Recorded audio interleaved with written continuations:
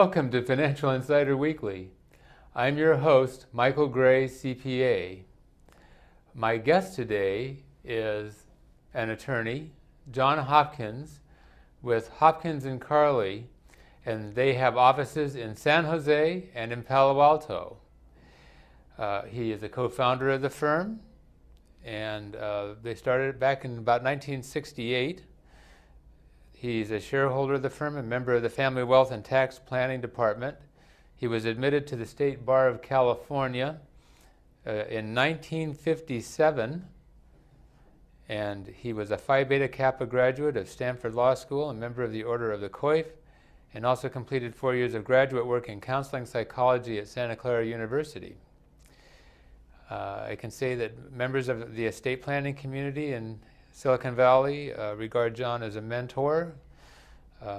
He has actively promoted community giving, has also spoken widely about succession planning for family businesses, and that's what we're going to be talking about, succession planning issues for family business. So John, welcome, and thank you for being my guest here today. Thank you. So folks, I'm thrilled to have him. John is a real fountain of wisdom.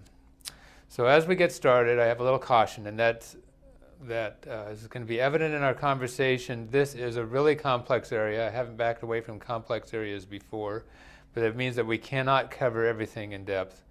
We're going to be mostly focusing on issues and not on solutions. This interview is intended to be the basis of a further conversation with your advisors, and in some cases you might even need psychological counselors. And that's a big part of what John's message has been to our estate planning community here for years. So, John, let's get started with our questions. Okay. So how is a family business different from other businesses, and what complexity does that bring to succession planning for them? Well, family businesses, is the name identifies as businesses that have family members, I mean members of the same family working in them.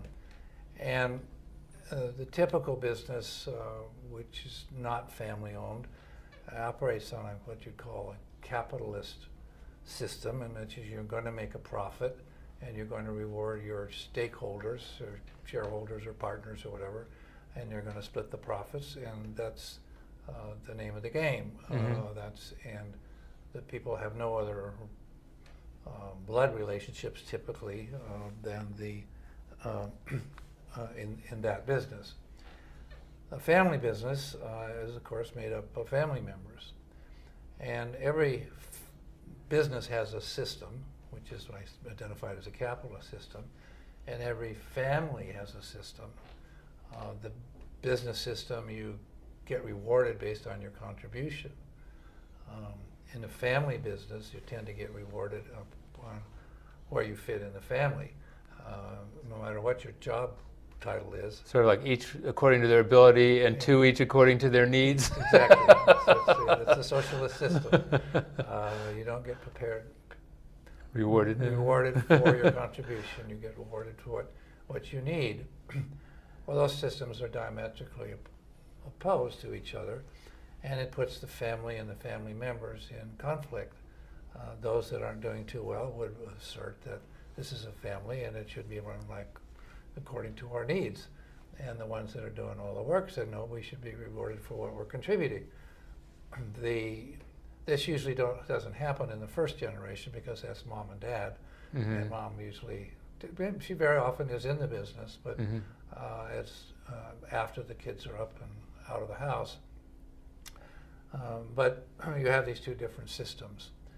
And if you go to a lawyer or accountant, we're going to be focused on the business system. Mm-hmm. And what's best for the business, and by that I mean what's best for making money and compensating people according to what they're contributing, and not putting somebody on the payroll when they got right out of college and don't know anything about anything, but they need a job. Mm-hmm. So part of what we got here is this issue of fairness. And so what's fair to a family member has a different reference than for a typical employee. It has a different meaning yeah. in a family business that it does in a non-family business. Okay. So in order to advise a family business on how to plan for succession planning, you have to deal with the family system.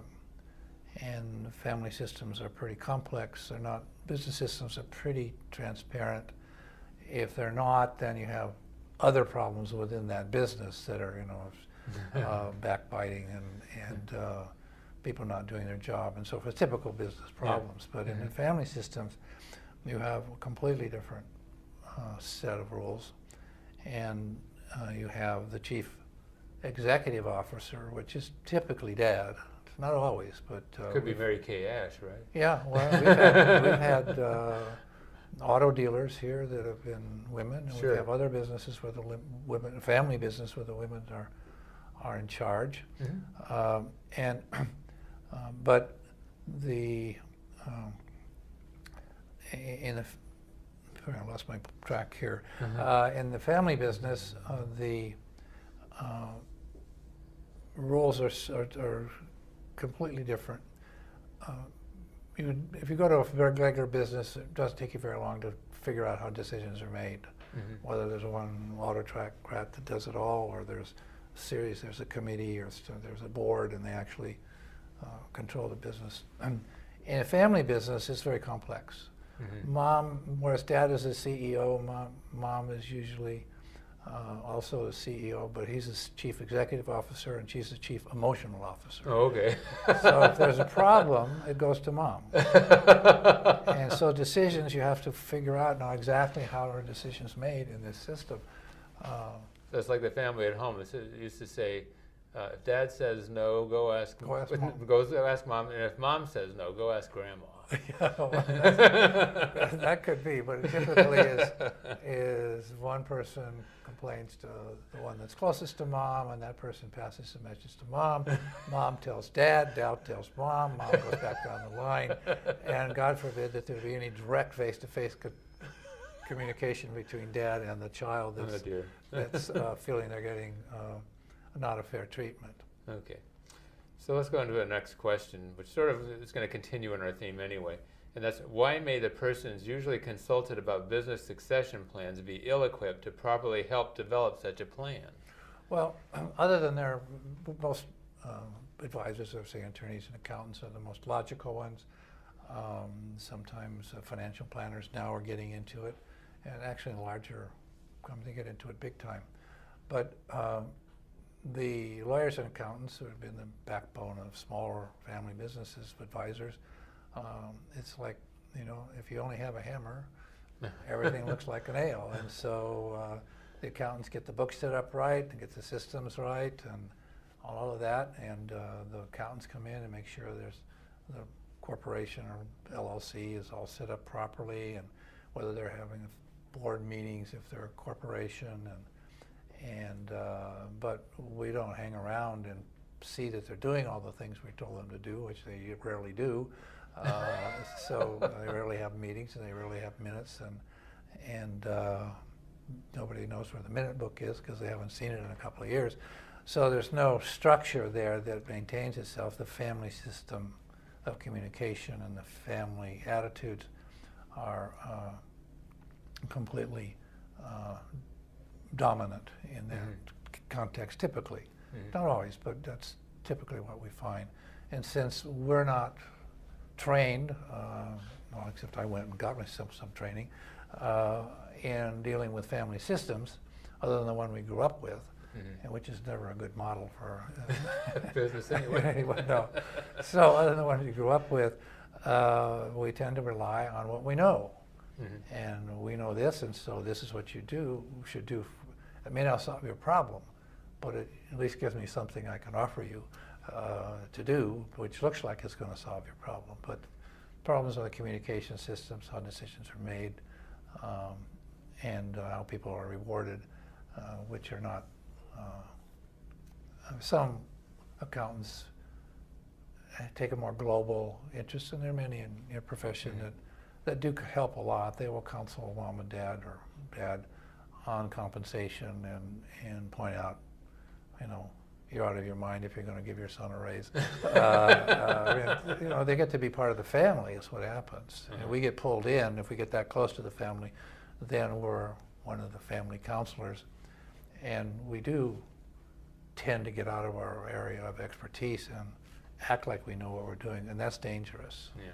Very dangerous. What I found, it's the whole thing of working with families anyway, it's a very difficult one because of the dynamics, of course, that are happening between children and parents, and things shifting with, parents declining health and all the other things. And it's just so easy to sort of somebody feels like you stepped out of line, and the next thing you know, you're out or whatever. And so, so it is a very sensitive thing. Well, it is, because we become part of the system, Yeah. and that feels good, the family. Oh yeah, it's nice. Yeah, oh up. boy. but if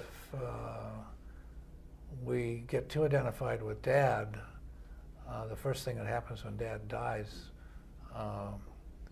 and Mom, widow, comes in, and sons and daughters may be there, and we started telling Mom what to do. I've had this happen. The next thing I know, even though I've represented the family for 10, 15 years, I'm out of the picture.